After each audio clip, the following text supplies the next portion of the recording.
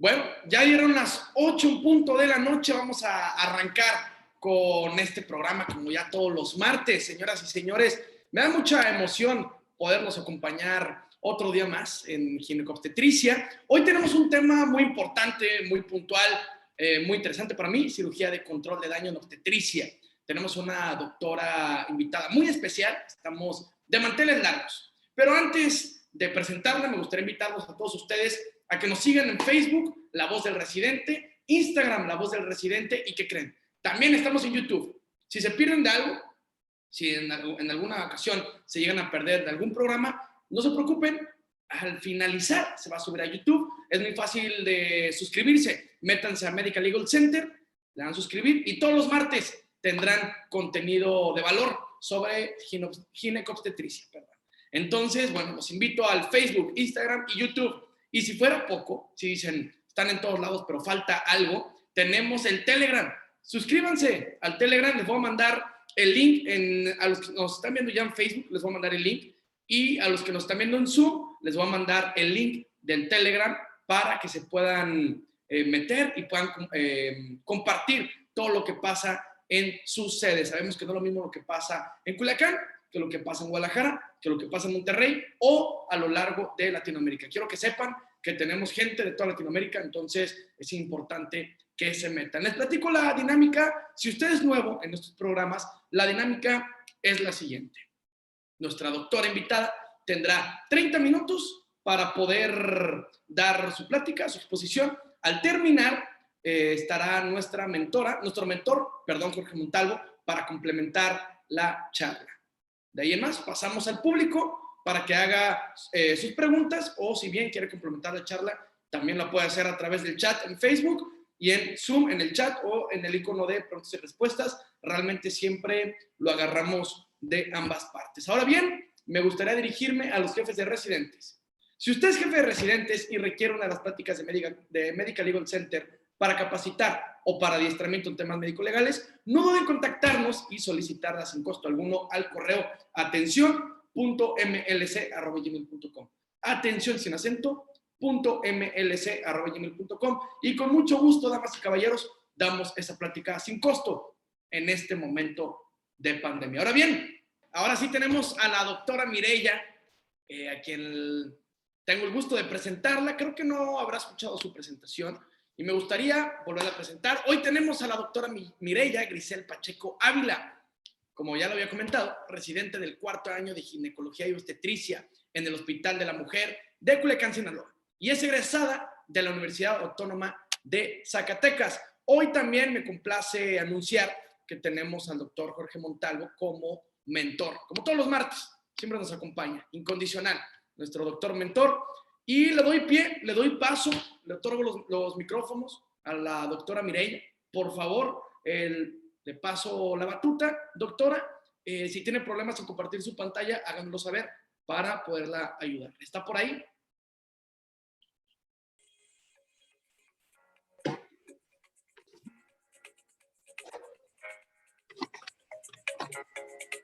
Buenas tardes. Buenas tardes. Hola. Ay, disculpen por los problemas técnicos. No se apure, lo bueno es que ya podemos ver su pantalla y la escuchamos. Le dejo los micrófonos, que el público está ansioso de escucharla. Adelante. Muchas gracias. Bueno, muy buenas tardes a todos. Gracias por la invitación a participar en el foro. Para mí es un gusto poder contribuir con este tema que para mí es de real importancia, ya que pues en un futuro como especialistas no sabemos si nos toparemos con algunos casos de pacientes críticas, y pues esperemos que ante todo pues seamos críticos y buenos ginecobstetras y podamos prevenir este tipo de complicaciones. Sin embargo, pues habrá pacientes en las que no podamos prevenirlo con las medidas conservadoras, y este es el objetivo de la plática. Como tal, introducir la cirugía de control de daños en obstetricia. Y pues bueno, sin más preámbulo, gracias al equipo de La Voz del Residente por el espacio, y por su interés en la actualización y la enseñanza del residente, no solo de ginecobstetricia, sino también de todas las demás áreas. Bueno, mi nombre es Mireya Grisel Pacheco Ávila, soy residente de 4º año de ginecobstetricia en el Hospital Materno de Culiacán. Soy egresada de la Universidad Autónoma de Zacatecas. Y pues quiero dar un agradecimiento a mis mentores en esta plática, el doctor Marco Aurelio Espero Cárdenas y la doctora Hernández Díaz Rosalía. Gracias también al doctor Montalvo por la coordinación. Siguiente diapositiva, por favor. Siguiente. El objetivo de la ponencia es introducir el abordaje de la cirugía de control de daños en el profesional de ginecobstetricia como parte de las competencias y destrezas para resolver la hemorragia posparto refractaria en pacientes en estado crítico, reduciendo así la mortalidad en este grupo de pacientes. Y pues vamos a hablar un poco de historia. El término, podemos pasar la siguiente diapositiva, por favor.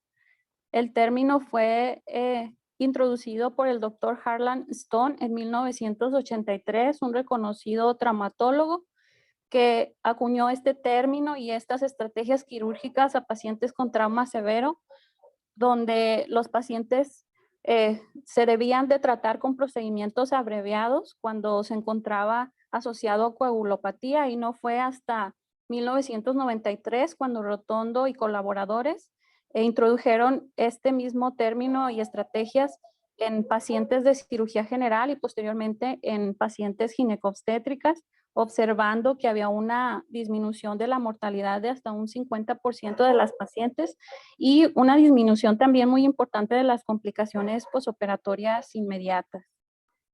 Siguiente, por favor. Bueno, como tal, los objetivos de la cirugía de control de daños en obstetricia son el tratamiento inmediato de las lesiones potencialmente mortales y tratan de retrasar deliberadamente la cirugía definitiva de las lesiones mortales hasta que las lesiones menores, hasta que la fisiología de la paciente ha vuelto a la normalidad, ya que este tipo de lesiones graves no permiten la reserva fisiológica para tolerar la reparación definitiva. Siguiente diapositiva, por favor. La mayoría de los escenarios que nos vamos a topar corresponden a la hemorragia obstétrica o la hemorragia posparto, por lo que vamos a hablar un poco de la introducción al respecto. Siguiente diapositiva. Todavía sigue siendo una causa de mortalidad importante. En un artículo publicado de hemorragia obstétrica ahora en abril del año en curso, nos dan datos de 8 hasta 20% de las muertes maternas en el mundo todavía siguen correspondiendo a hemorragia posparto. Si lo traducimos en números, corresponde a 303,000 muertes por año a nivel mundial. Y pues bueno, ya sabemos la definición de hemorragia obstétrica como tal, que si la pérdida sanguínea es mayor a 500 mililitros en un parto o mayor a 1000 en una cesárea, pues ya se considera una hemorragia obstétrica, ¿no? Sin embargo, en este artículo redefine la hemorragia como una pérdida sanguínea de aproximadamente 1000 mililitros que esté además asociada a síntomas de hipovolemia. Siguiente diapositiva, por favor.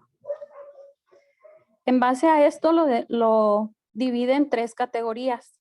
La primera es una pérdida sanguínea de 1000 a 1500 mililitros. Para esto, pues ya desde que estamos hablando de una hemorragia obstétrica, ya estamos activando un código rojo donde a la paciente se debe de buscar accesos venosos periféricos, a la vez que estamos tomando muestras para ver el estado bioquímico de la paciente, así como para cruces de hemoderivados, anticipando posibles transfusiones siguientes.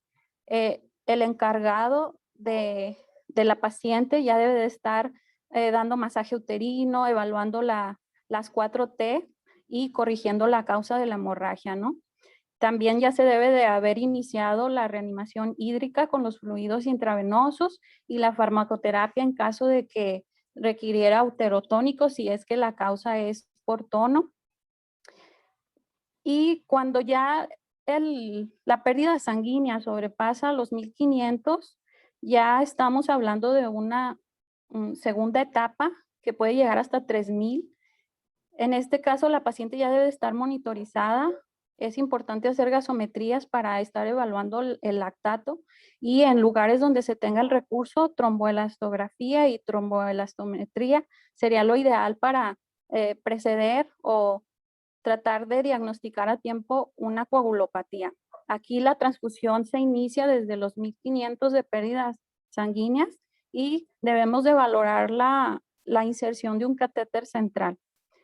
Obviamente para entonces ya deberíamos de haber utilizado las dosis máximas de deuterotónicos y en caso de que no hubiesen funcionado, pues ya iniciar con el tamponamiento con Bacri o con Rush. Una vez que ya tenemos sangrado mayor a 3000, ya entramos en la tercera etapa, donde aquí la transfusión es lo más importante, ¿no?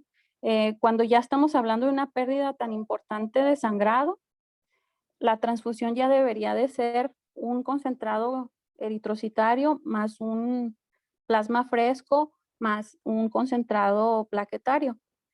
También se debe de evaluar aquí la necesidad o, bueno, la disponibilidad de factor 7 y ácido tranexámico que pueden generar una mejoría en, en la prevención de la coagulopatía. Si hay el recurso también una embolización arterial y pues en dado caso que no se haya corregido el sangrado, una laparotomía. ¿Para qué? Pues para medidas conservadoras como las suturas compresivas, ligaduras uterinas, ligaduras de hipogástricas o en dado caso ya más radical una histerectomía total o subtotal abdominal.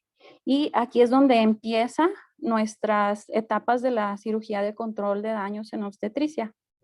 Siguiente, por favor.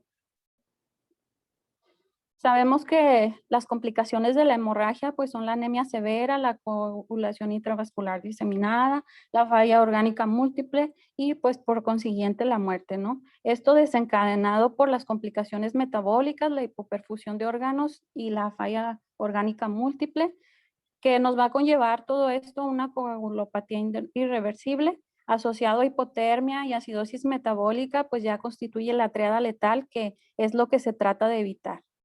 Siguiente diapositiva. Bueno, el uso de productos sanguíneos ya sabemos que se inicia a partir de la pérdida de 1500 mililitros y que aparte está asociado a alteraciones hemodinámicas. Hay diferentes protocolos de transfusión donde podemos iniciar con 6 globulares, con 4 plasmas y un plaquetario o 4 globulares, 4 plasmas y un concentrado. O en el caso ya de hemorragia masiva, 1-1-1.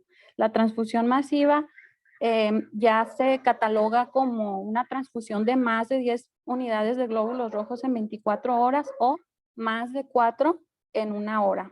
Los objetivos de la transfusión pues son una hemoglobina mayor o igual a 8, un fibrinógeno mayor o igual a 2 gramos por litro o mayor a 200 y unas plaquetas mayor a 50,000. Siguiente, por favor. Recordando que el concentrado plaquetario aparte también se indica cuando hay una trombocitopenia menor de 75,000, los glóbulos rojos, el concentrado o unidad corresponde a 450 mililitros y generalmente nos eleva la hemoglobina a 1 gramo por decilitro. También está indicado en pacientes con hemoglobina igual o menor a 7 o cuando tiene 8 de hemoglobina, pero alteraciones hemodinámicas. Y aquí algo que sí quiero recalcarles, que el plasma fresco congelado, pues ya sabemos que no solamente va a aportar volumen, sino que también es rico en proteínas, fibrinógeno, anticoagulantes, por lo que previene de manera importante la coagulopatía. Se indica a una dosis de 10 a 20 mililitros por kilo y va a incrementar del 10 al 20% los factores de coagulación.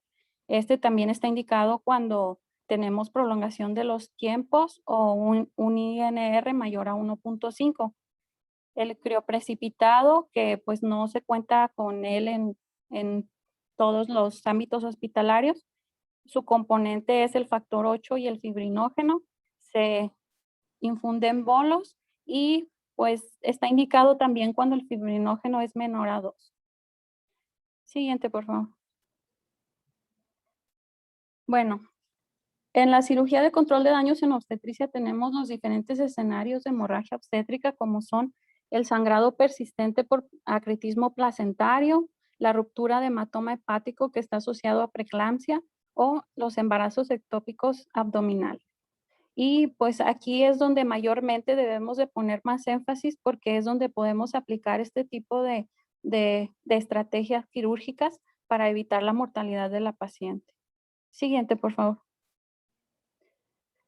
Por lo tanto, la cirugía de control de daños en obstetricia, en este caso es una estrategia operatoria de medidas temporales que son destinadas a la estabilización fisiológica de la paciente crítica y pues es un estándar de tratamiento de pacientes con compromiso severo de su fisiología que requieren intervención quirúrgica para el control de la hemorragia y del daño.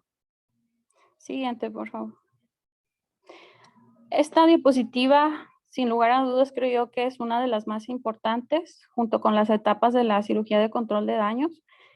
Y es cuando vamos a iniciar un protocolo para la cirugía de control de daño. Los criterios clínicos son muy específicos. Cuando una paciente tiene acidosis con un pH menor de 7.3, cuando nos encontramos ante una hipotermia menor a 35, cuando el tiempo quirúrgico ya es mayor a 90 minutos o cuando tenemos sangrado en capa o una transfusión masiva, que es que ya tengamos una transfusión de 4 paquetes o más en el lapso de 1 hora. El cuadro azul que se encuentra a la derecha en la parte superior son los parámetros que se utilizan en cirugía general. Si observamos, pues son un poco más bajos los niveles para poder catalogarlo e iniciar la cirugía de control de daños, pero en la paciente obstétrica, pues bien sabemos que las condiciones fisiológicas son cambiantes, ¿no? Un útero no grávido tiene un flujo sanguíneo de aproximadamente 60 mililitros por minuto y durante la etapa grávida se aumenta hasta 600, por lo que debemos de tener unos valores un poco más altos para tratar de evitar que esto progrese a mayor. Siguiente diapositiva.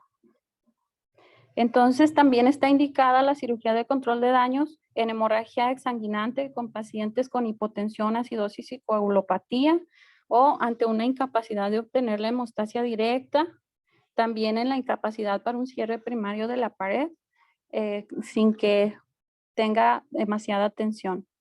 ¿Y cuáles son los mayores errores que cometemos? Pues el no reconocimiento de las condiciones de gravedad de la paciente o una subvaloración de las lesiones.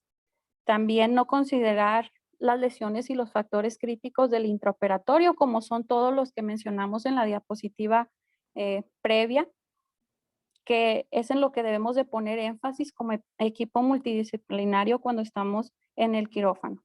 Siguiente diapositiva, por favor. Dentro de la fisiopatología, tenemos pues que hay 3 factores que intervienen en la mortalidad de la paciente, son la acidosis, la hipotermia, que juntos condicionan la coagulopatía. La acidosis pues está dada por hipoperfusión que va a activar un metabolismo anaerobio. ¿Cómo? Pues con la cascada de la glicólisis. Una hipoperfusión prolongada, una hipoxia va a desencadenar un metabolismo celular que va a llevar a la paciente a un estado anaerobio y que finalmente su repercusión es en la coagulopatía, ¿no? Va a haber una alteración en el estado de coagulación. Se dice que los niveles de lactato, si son corregidos en las primeras 24 horas de sobrevida, las primeras 24 horas, su sobrevida es hasta del 100%. Siguiente diapositiva.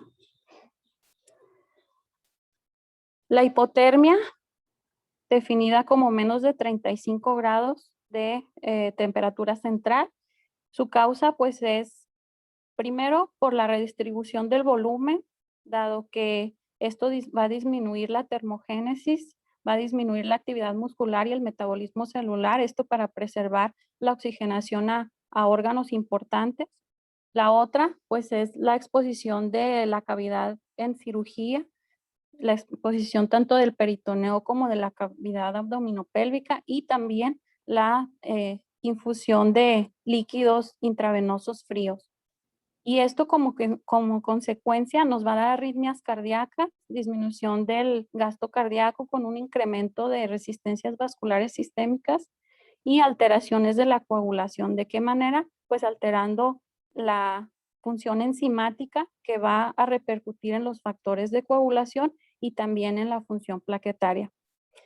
Cuando la hipotermia es menor a 33, la mortalidad es del 80 hasta el 90%, y esto porque tiene como consecuencia que va a aumentar el requerimiento de volumen y de transfusiones, va a aumentar la pérdida sanguínea intraoperatoria, la frecuencia de falla orgánica múltiple posoperatoria y la estancia en UCI, así como el requerimiento de vasopresores y por tanto pues va a aumentar la mortalidad. Siguiente, por favor.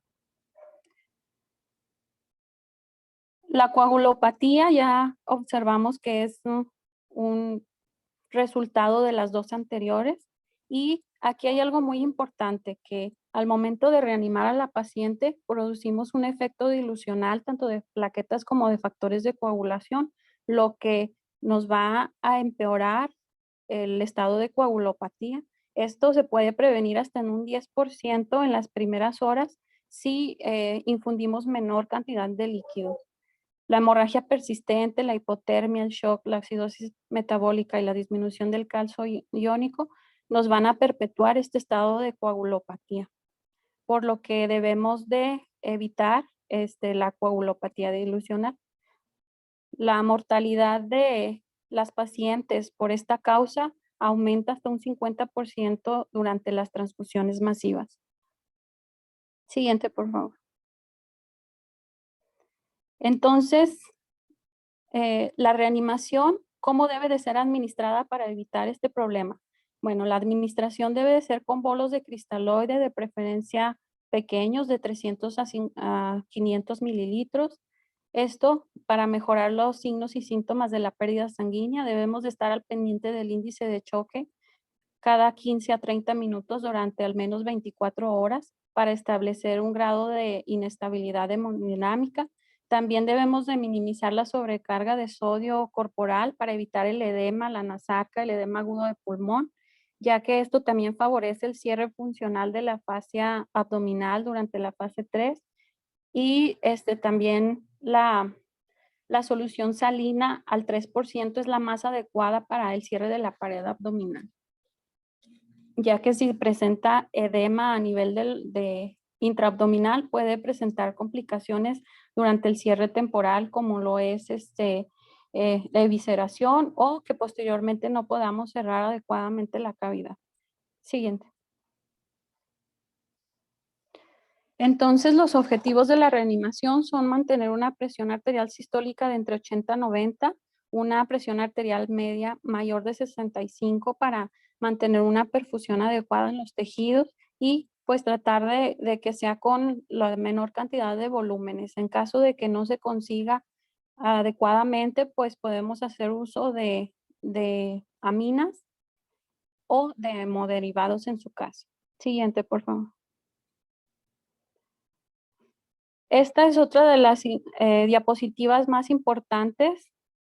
Aquí podemos observar que la cirugía de control de daños en obstetricia tiene 3 etapas. La primera corresponde a la laparotomía inicial, donde estamos realizando el control de la hemorragia, y la piedra angular de esta estrategia quirúrgica es el empaquetamiento, el cual se debe realizar con compresas de 7 a 10, no menos, porque puede generar una hemostasia subóptima, no mayor de 10 porque puede generar un síndrome compartimental, y pues el cierre temporal de la cavidad, dado que nada más se requiere corregir lo más grave en la paciente. El cierre temporal se puede hacer con afrontamiento cutáneo nada más, sin cerrar el resto de las capas, o se puede hacer con una bolsa de Bogotá o con dispositivos de presión.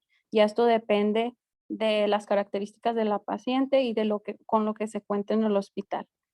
La segunda etapa es la de resucitación y no nos estamos refiriendo a la resucitación hídrica, sino más que nada a la homeostasis multiorgánica que se va a llevar a cabo en la unidad de cuidados intensivos, donde vamos a tratar de evitar la triada letal, y esto requiere de un manejo multidisciplinario, donde el ginecobstetra o el especialista en medicina crítica debe estar al pendiente de la paciente para lograr realizar el cierre temprano o la etapa 3, que es la cirugía definitiva.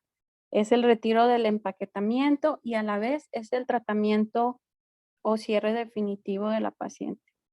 Esto se debe de realizar aproximadamente de 24 a 48 horas, según algunos estudios, ya que si se realiza antes de las 24 horas tiene más riesgo de que la paciente vuelva a sangrar. Si se realiza después de las 72 horas, el riesgo de infección aumenta, por lo que lo recomendado es de 24 a 48 horas. Siguiente, por favor. También se divide en 5 fases, dentro de las cuales la fase 0 podemos tener alguna paciente que se identificó, por ejemplo, en la ambulancia o en algún centro de salud o algún lugar donde no se tiene los especialistas ni los recursos para atender a la paciente. Desde ahí empieza la cirugía de control de daños con la identificación de la paciente, de sus factores de riesgo, de la causa perpetuante y pues se debe de tratar de hacer el control de la hemorragia para después ingresar la paciente a cirugía, que es la fase 3 y va a corresponder a la etapa 1 de la cirugía de control de daños. La fase 4, que es la restauración fisiológica en UCI para optimizar las condiciones hemodinámicas, corregir la triada letal y el soporte vital de la paciente, pues corresponde a la etapa 2. Y la fase 5, que es la reparación definitiva, pues corresponde a la etapa 3, ¿no? El choque séptico no era motivo de la práctica, de la plática, pero sí es importante mencionarlo porque también es una causa donde puede ser aplicada este tipo de estrategia. En esta, pues, casi es lo mismo, salvo, obviamente, la sepsis, ¿no? Donde se aplican los criterios de la guía de práctica clínica para sepsis. En este caso, pues sabemos que la hora de oro, lo más importante es la resucitación hídrica y la terapia aminérgica para corregir la estabilidad de la paciente y pues que se debe de hemocultivar.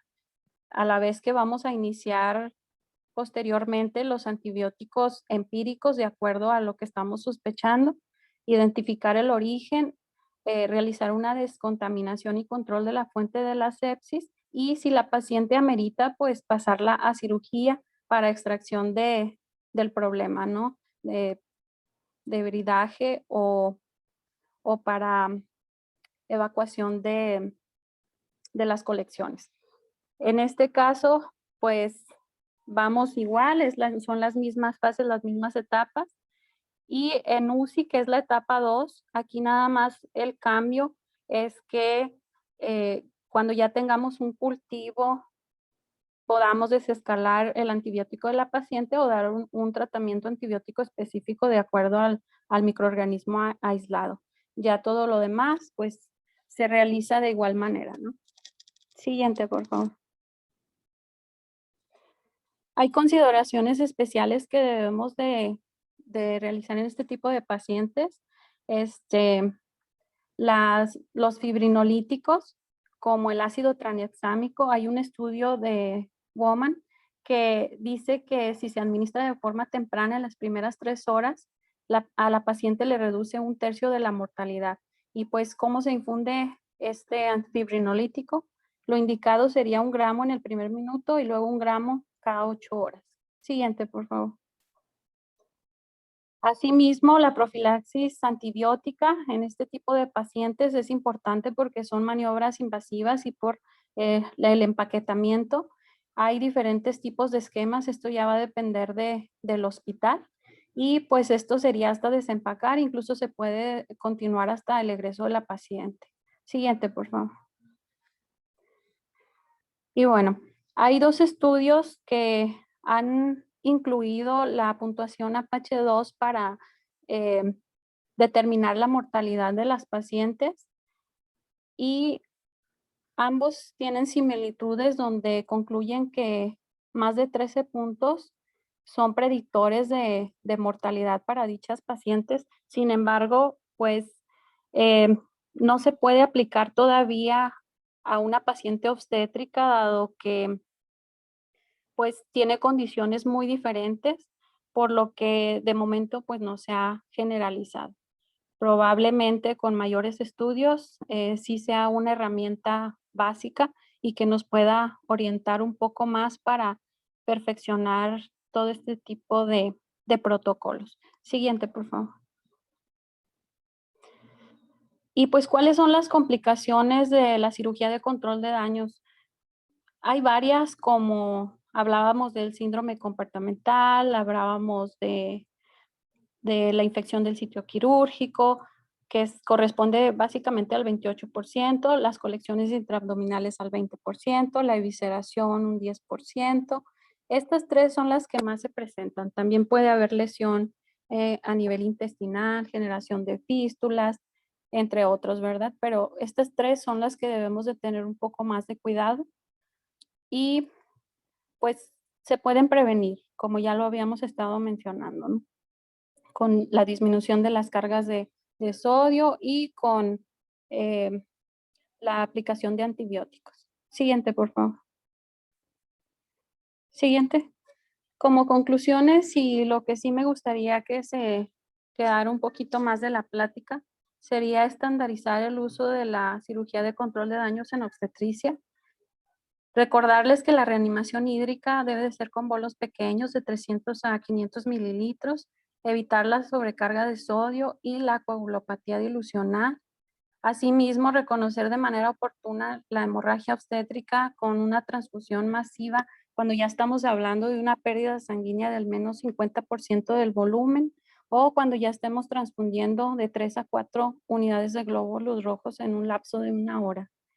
También es importante que recuerden los criterios bioquímicos y clínicos para decidir el empaquetamiento y la cirugía de control de daños, tales como son la acidosis, la hipotermia, la coagulopatía, la prolongación del tiempo quirúrgico, para poder tomar las decisiones de manera temprana, lo que nos va a disminuir mucho la mortalidad. Recordar también que la piedra angular de la cirugía de control de daños es el empaquetamiento, alrededor de 7 a 10 compresas y pues el cierre temporal de la cavidad.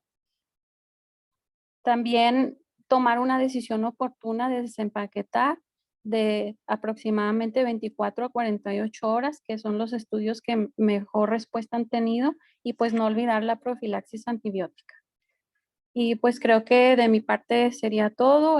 Una disculpa por los problemas técnicos y pues comenzamos con lo que sigue, ¿no? Las preguntas, las respuestas, críticas, sugerencias, todo se vale. Doctora Mireya, muchas gracias. Los problemas técnicos nos los puede pasar a cualquiera, no estamos exentos a eso. Le voy a pedir que si puede dejar de compartir pantalla. Ya dejó de compartir, ¿verdad? Sí. Perfecto, muchísimas gracias. Vamos a dar pie a nuestro doctor mentor, Jorge Montalvo, para que complemente la charla. Si tenga alguna pregunta, que se la haga saber. Después de la participación de nuestro doctor mentor, pasaremos con el público con las preguntas, que ya vi varias que me gustaría hacerle, doctora Mireya. ¿Le parece? Perfecto, gracias. Adelante, vamos con nuestro doctor mentor. ¿Está por ahí?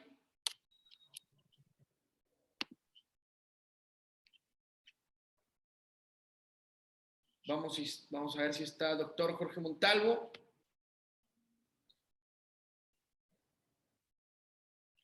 Mira, en lo que se conecta el doctor Jorge Montalvo, me gustaría hacer una pregunta a doctora Mireya, una de las que vi por aquí.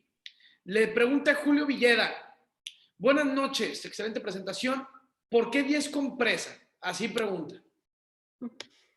Sí, bueno, es un aproximado, esto ya depende del criterio médico. Claro que no estamos hablando de pacientes de la misma talla, por decirlo así. Por ejemplo, si estamos hablando de una paciente de talla pequeña, tal vez con menos compresas sea suficiente. Sin embargo, se han hecho estudios en pacientes que no han sido un gran número, dado que pues no es muy frecuente que tengamos pacientes tan críticas.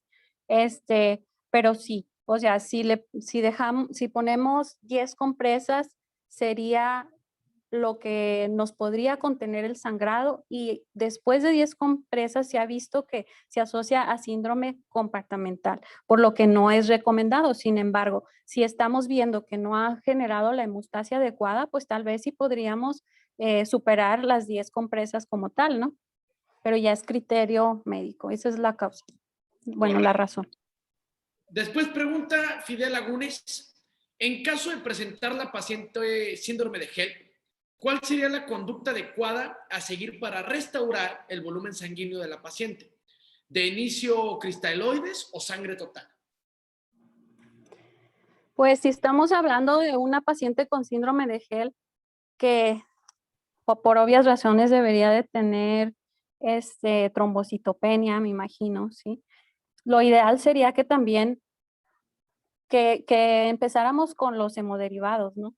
Y de los hemoderivados sabemos que concentrado plaquetario y el plasma fresco son de gran utilidad para, por una parte, mejorar el volumen de la paciente, y por otra parte, pues prevenir la coagulopatía, porque una paciente con síndrome de HELP pues tiene muchas más posibilidades de llegar a una coagulopatía que otra paciente por una causa diferente de hemorragia. Claro, claro. Perfecto, gracias, doctora. La mandan felicitar María Elizabeth Soto Macedo. Excelente presentación, felicidades, nos comenta a través de Zoom. También, bueno, Ervin Miranda te manda felicitar, te mandan saludos desde Nicaragua. Doctora Flora. Gracias, gracias a todos. Y ponencia, gracias, doctora Mireya y equipo de Medical Legal Center. La gente muy participativa, le gustó mucho su plática, doctora Mireya, la felicito. Aún así, con todas las fallas técnicas que tuvimos, creo que a la gente le gustó. Gladys Palomino Martínez también te manda felicitar. Jorge Montalvo me hace, ok, vamos a hacer confitrón a Jorge Montalvo para que pueda dar complemento a la charla y si quiere también hacer sus preguntas. Doctor Jorge Montalvo, ¿puede conectarse ahora?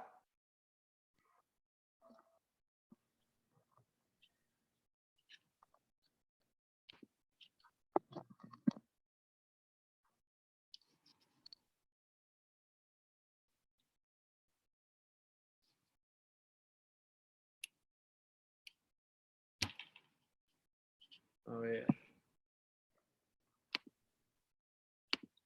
Ya están como confitrones Rocío Hernández y el doctor Jorge Montalvo, ya están como confitrones. ¿Nos escuchan? ¿Están por ahí?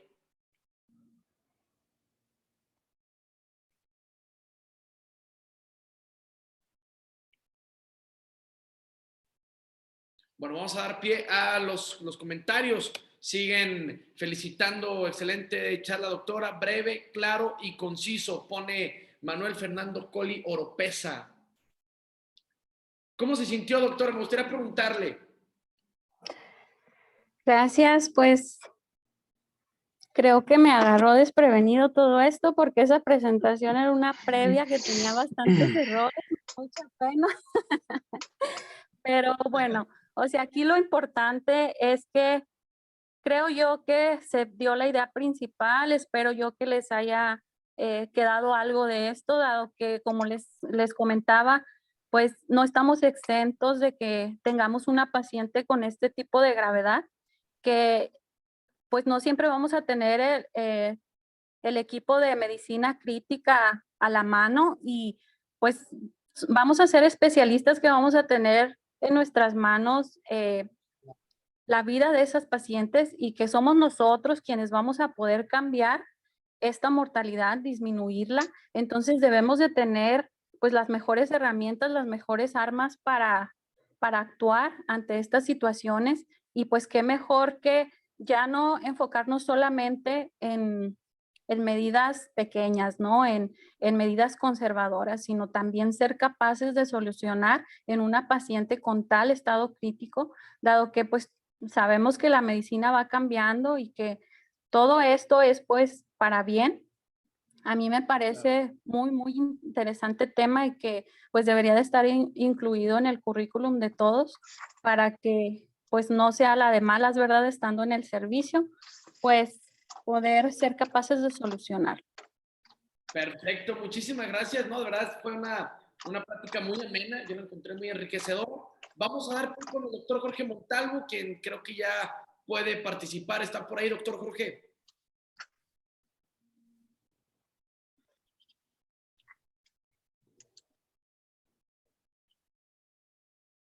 Doctor Montalvo, ¿nos escucha? Sí los escucho ya, ya estoy, ya finalmente nos pudieron abrir perdón, nada más que no me deja abrir el video, Antonio. No sé, ¿tú me oyes? Te escuchamos perfecto. No nos deja abrir el video. Estábamos esperando para que entrara también la doctora Rosalía Hernández. A ver si nos puede hacer favor, Rubén Gil, para también abrirlo. Pues nada más, pues felicitar a la doctora Mireya. Realmente es un tema que ya habíamos platicado que a mí me parece muy, muy, muy importante, ya que son de las cosas que, como dice ella en alguna de sus diapositivas, todos los ginecólogos deberíamos de manejar. Realmente los avances respecto a la cirugía de daños ha hecho la diferencia en la vida de muchos pacientes. Desde hace casi ya 30 años, como ella nos comentaba, comenzaron los cirujanos. De hecho, cuando yo me formé, nosotros rotábamos por cirugía para participar en este tipo de eventos. Yo comencé a manejar cirugía de daños precisamente con los cirujanos. De los primeros casos que manejamos fue precisamente un caso de un hematoma subhepático, roto. Entonces, todos estos aspectos hacen gran diferencia y creo que a veces la gente hablamos de que yo he hecho así, a mí me he ido así, pero creo que es importantísimo entender lo que Mireya nos ha presentado hoy en relación a la trascendencia de establecer perfectamente protocolos de manejo. Es muy importante generar no solo habilidades de decir es que yo soy muy bueno para operar cirugía, soy bueno para las cesáreas, para las histerectomías, para las pacientes con un ectópico roto, etcétera, sino aquí lo importante es tener también los criterios y creo que aquí sí es eh, también trascendente establecer equipos de atención, es decir, los equipos de respuesta inmediata, multidisciplinarios, donde tenemos que aprender a identificar, a veces cuando estamos haciendo cirugía en pacientes que se nos comienzan a complicar por una placenta creta, por ejemplo, a veces como que no hacemos mucha conciencia de las pérdidas que estamos teniendo, ¿no? Queremos pensar que nuestra paciente no ha sangrado tanto cuando estamos viendo que se están acumulando compresas totalmente empapadas y los aspiradores ya no lo están cambiando los botes, ¿no? Es decir, creo que esto es muy importante, el establecer los criterios y poder comenzar a tomar medidas oportunas.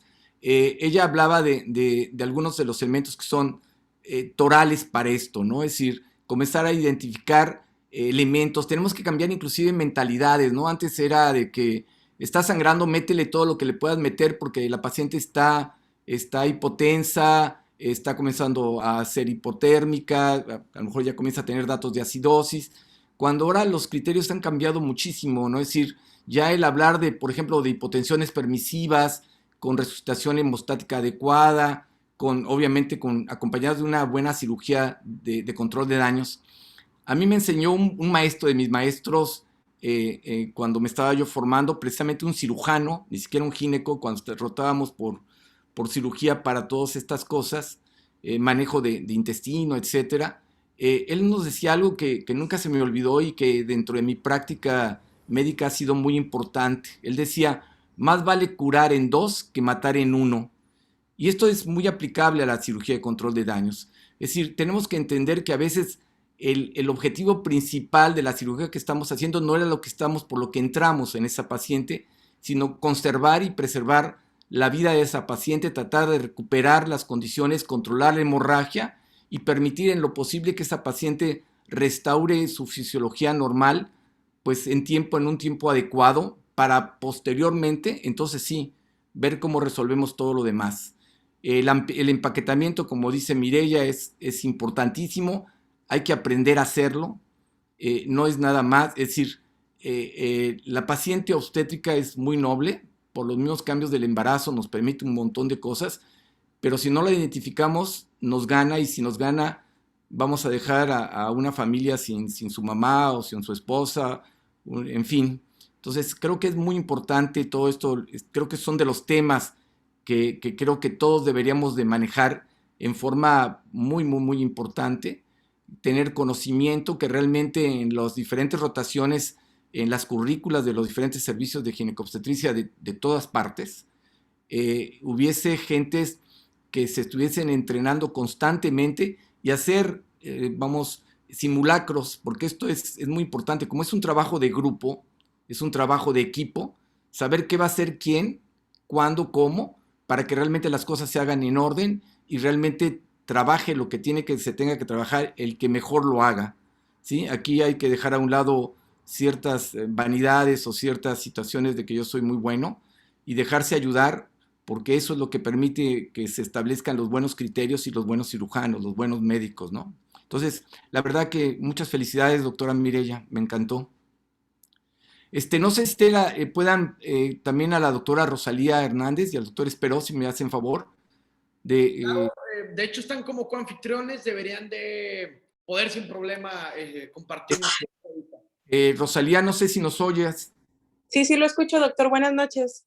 Pues buenas noches, que nos comentaras cómo ves todo esto, tú que conoces muy bien a Mireya. Claro que sí. Bueno, antes que nada, yo creo que todo esto de la cirugía de control de daños es una situación que, como bien mencionaba Mireya y como menciona usted, es algo que se necesita empezar a fomentar en pláticas como estas y en las currículas profesionales de los compañeros residentes. Sabemos que los enfoques que podemos dar a esta plática son tres principalmente, ¿no? El preventivo, el formativo y el gerencial. Preventivo, entender que tenemos emergencias en los hospitales, ¿no? Y la principal es la emergencia obstétrica secundaria, hemorragia, por los tipos que ya mencionó Mireya. Entonces, delimitar lo que ya mencionaban también, el equipo de respuesta inmediata y tener bien delimitado lo que es el protocolo, el código Mater, código oro o código rojo, como sea que les llamen en los hospitales. Yo creo que eso es lo primero, lo fundamental. Número 2, conocer en las distintas áreas, en los distintos hospitales, qué es lo que tenemos a la mano, ¿no? Porque si bien Mireya planteaba de manera excelente todas las cosas que se pueden utilizar, empaquetamiento, antifibrinolíticos, hemoderivados, desafortunadamente, y a colación de una de las preguntas que hacían ahorita en el chat de qué puedo utilizar o no, qué no puedo utilizar, pues es que tenemos que conocer primero que nada qué es lo que tenemos en el hospital. Y si no lo tenemos, solicitarlo, porque no nos va a llegar de manera espontánea, ¿no? Y como bien lo mencionaba ahorita en su comentario de manera final, ¿qué tiene la paciente, qué tiene nuestra paciente que nos puede salir mal? Nosotros tenemos formación quirúrgica y muchas veces queremos llegar a medidas extraordinarias, suprahumanas, queremos quitar el útero, vemos que sigue sangrando y sigue dando y no tomamos medidas precautorias, y tenemos que ser honestos, tenemos que ser bien inteligentes y tener la pregunta en la cabeza de cuándo ya no es prudente continuar la cirugía, con base a los criterios que también Mireya pues ya mencionó. Conocer también el enfoque gerencial, ya hablábamos formativo, ya hablábamos quirúrgico, al final del tiempo lo gerencial. Ya identificamos qué tenemos, qué podemos hacer con la paciente, qué vamos a necesitar en recursos. Si no lo tenemos a la mano, hay que pedirlo, como les mencionaba. Poco a poco se han ido cambiando los estándares. Yo creo que a usted, a mí nos tocó una época, por lo menos yo cuando era interna, que había muchísimas menos protocolos de acción. Con esto del código Mater, el lineamiento técnico que ya existe para el triage y código Mater, podemos ir viendo de manera más previsora cuáles son las cosas que pueden salir mal y qué paciente se nos puede complicar. Van a haber casos como en el caso del autismo que bien mencionaba, que no vamos a poder, que a veces no lo podemos prevenir, pues que lo descubrimos de manera transoperatoria, pero habrán algunos otros casos como aquellas pacientes por hipotonía, por laceraciones, que podemos ir advirtiendo de acuerdo al contexto clínico de la paciente que nuestra paciente se nos puede complicar, ¿no? Entonces, pues creo que eso es todo por mi parte, doctor. Pues muchas gracias. Antonio, seguimos con las preguntas, ¿no? Es decir, ya de las gentes y pues para que nos haga favor de Mireya, pues contestarlas y la doctora Hernández nos apoye también en las respuestas, si me hace favor. Claro, claro. Mira, vamos leyendo una de Marelis Martínez. Creo que más que preguntas complementa. Igual también la doctora invitada puede concluir esto, puede platicarlo. Claro. Dice, ¿considera que una sutura hemostática como el Blinch en trastorno del tono uterino debe empaquetarse siempre aunque el útero contraiga o solo se quede con la sutura hemostática? Miren, aquí yo lo que creo más importante es reconocer realmente qué tanto nos va a servir. A veces nos aferramos a querer hacer procedimientos que no están teniendo ningún beneficio con las pacientes. Si hacemos el Blinch y se soluciona, qué bueno, pero si vemos que la paciente sigue sangrando, no tiene ningún caso continuar con maniobras de primer contacto, y de seguir perdiendo el tiempo que nuestro paciente siga sangrando. Recordemos que tenemos 5 o 10 minutos máximo para tomar decisiones porque la paciente sigue sangrando a razón de 500 mililitros por hora si no contenemos el sangrado. Entonces, son de utilidad, sí, pero hay que entender hasta dónde, ¿no? Lo que mencionamos hace ratito. Ok, perfecto. ¿Algo que guste complementar, doctora Mireya? No, pues sería yo creo que todo. Muchas gracias por el apoyo, doctora, doctor Montalvo, doctora Rosalía. No sé si está por ahí el doctor Espero. Gracias. Ok, perfecto. Vamos a ir a otra pregunta.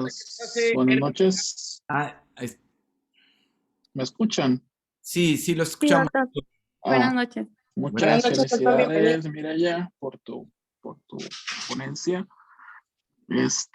Quería dejar en claro una excelente residente, una presentación muy bien realizada. Quisiera complementar los comentarios que hizo la doctora Hernández. Y sí, como dice ella, aquí el tiempo es oro y el tiempo es vida. Desgraciadamente, bueno, hay varios estudios, entre ellos un estudio francés donde se tiene prácticamente todo y se vio ahí que las pacientes se morían por una toma de decisión tardía, tanto en la aplicación de uterotónicos como en la decisión de transfundir, en la decisión de hacer histerectomía y el traslado a UCI. Entonces, ¿qué es lo que tenemos que hacer? Tener equipos multidisciplinarios, tratar de nosotros como médicos adscritos, tratar de darles una formación a nuestros residentes en cuanto a suturas. Por ahí mencionaron suturas compresivas, ligaduras arteriales y habilidades quirúrgicas. En cuanto a la cirugía de control de daños, cuando nosotros tenemos una paciente con una hemorragia exsanguinante, tenemos un tiempo de diagnóstico de aproximadamente 5 minutos, como lo comentó la doctora Hernández, y el tiempo de decidir en que el manejo médico no hace efecto, el manejo quirúrgico tiene que ser por lo menos no superior a 40 minutos. ¿Por qué? Porque el gasto o el volumen que pasa a nivel de nuestras arterias uterinas viene siendo alrededor de 760 mililitros minuto.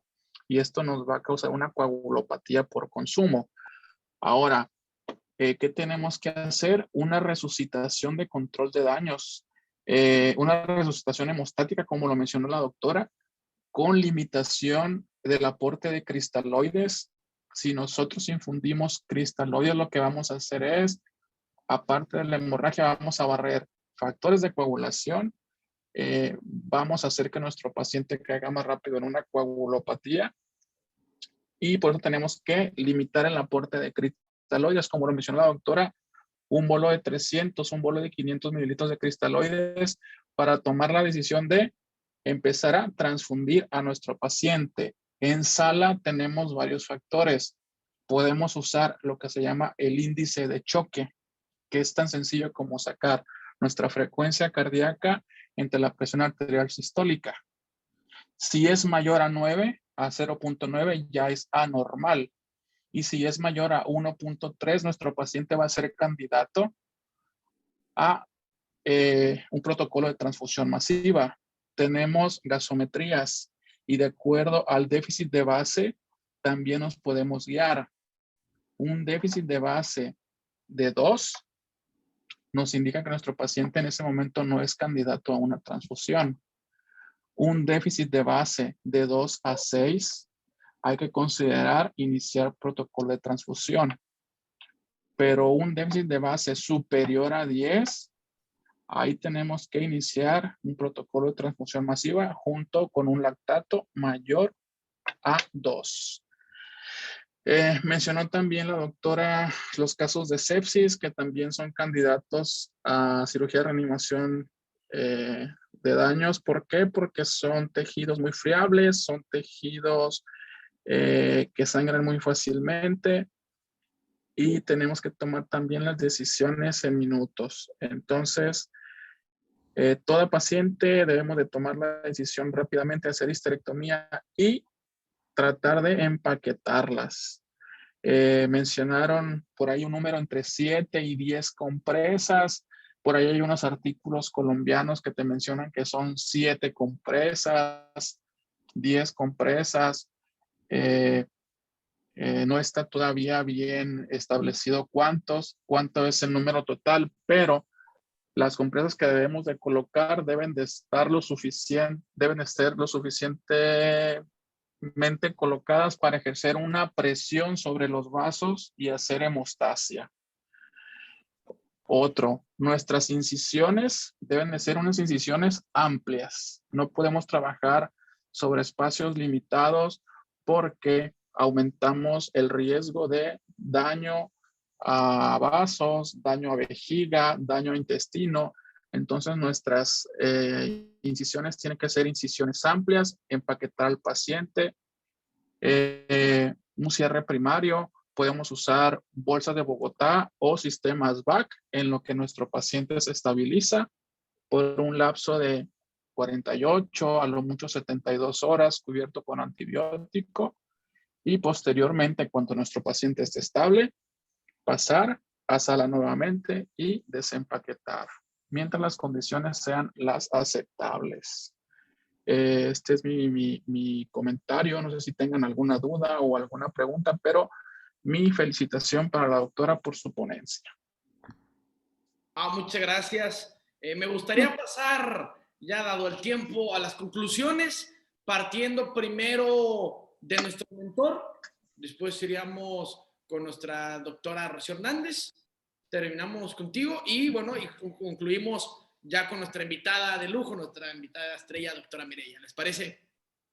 Muy bien. Bueno, pues primero agradecerle a la doctora Mireya. Realmente sé que es difícil realmente enfrentarse como dice, en cortito y rápido, al bote pronto. Y un tema tan complicado como es este. Creo que lo que decía ahorita el doctor Esperó es muy importante entender que el manejo de la paciente no es nada más el aspecto quirúrgico, sino el aspecto de su manejo integral, metabólico. Hay que meterse en las unidades de cuidados intensivos, hay que participar en el seguimiento de esta paciente para poder tomar decisiones oportunas desde el momento en que llega, como decía Rosalía, hasta el momento en que en un momento vamos a desempaquetarla. Todas estas decisiones son decisiones que deben de hacerse en equipo, pero obviamente el jefe del equipo aquí tendrá que ser tanto el intensivista como el ginecólogo para poder decidir en qué momento sea el adecuado. Esto, como decía también Rosalía y el doctor Esperó, requiere de una capacitación. Hay que insistir, ustedes como residentes en sus diferentes sedes, por favor insistan que esto es parte de su formación, les va a evitar muchos dolores de cabeza y sobre todo lo más importante va a permitirles salvar muchas vidas. No me queda más que entonces agradecerle a la doctora Rosalía Hernández, al doctor Marco Aurelio Esperó y a la doctora Mireya Pacheco por habernos compartido todas sus experiencias y conocimientos tan valiosos.